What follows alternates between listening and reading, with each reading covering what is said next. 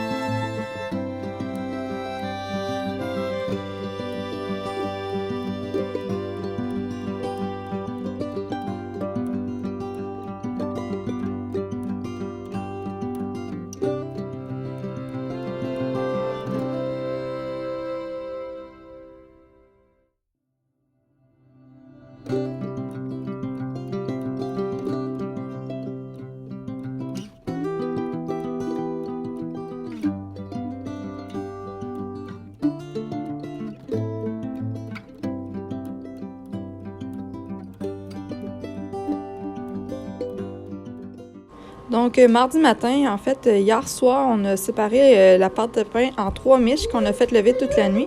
Puis ici, en fait, c'est le mélange à bagel qui a bien levé. Donc, on va pouvoir s'en régaler. Donc ici, c'est le pain, une fois qu'il est cuit. C'est vraiment bon. Puis ensuite de ça, ici, on a nos bagels fraîchement cuits. Donc, c'est super bon.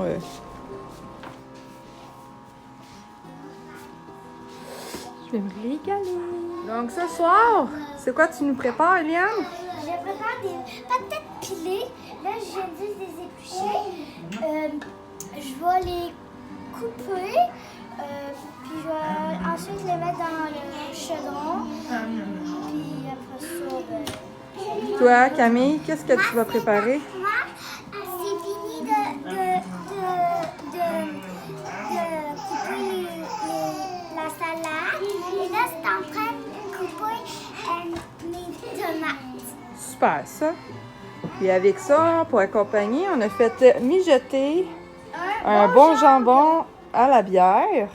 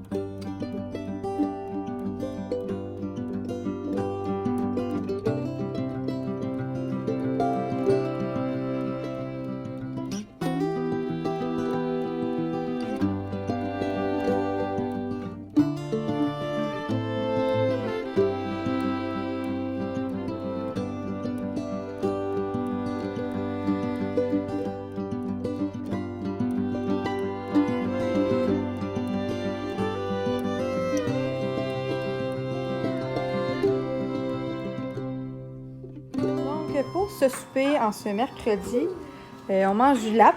Fait que, dans le fond, du lap, ça se fait avec du poulet haché ou du bœuf haché. Ou du canard, ou du porc, ou qu'est-ce que vous aimez. Ouais, haché. Fait que nous, c'est du poulet. Puis, on a fait aussi, en fait, du riz collant.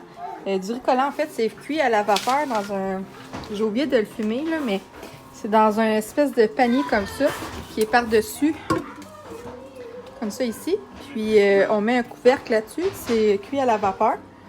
Puis après ça, dans le fond, on les met dans des paniers en bambou comme ça. Fait que c'est vraiment du riz. Ça fait des petites boules comme ça. Ça se colle. C'est super bon. Donc on en a 2. Puis dans le poulet, dans le lap, on met du jus d'une lime, des échalotes, de la coriandre, de la citronnelle. Puis, on met aussi du riz qui a été cuit. Du riz rôti. Du riz rôti pilé. Donc, je vous montrerai ça, l'assiette, tantôt.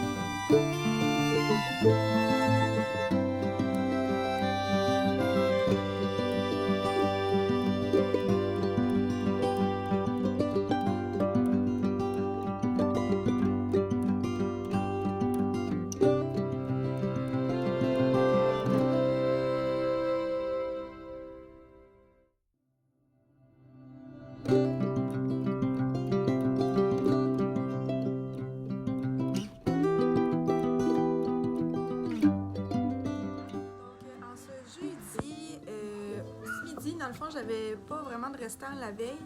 Fait que ce que je fais, c'est une soupe. Fait que je vais vous montrer qu'est-ce que je fais. Dans mes soupes, c'est toujours de l'improvisation. Je mets jamais la même chose. Fait que ça goûte jamais la même chose, mais ça se ressemble. Moi, j'aime beaucoup les soupes qui sont très consistantes, c'est-à-dire qu'il n'y a pas tant de bouillon que ça et beaucoup de choses dedans. Fait que je vous montre qu'est-ce que j'ai fait.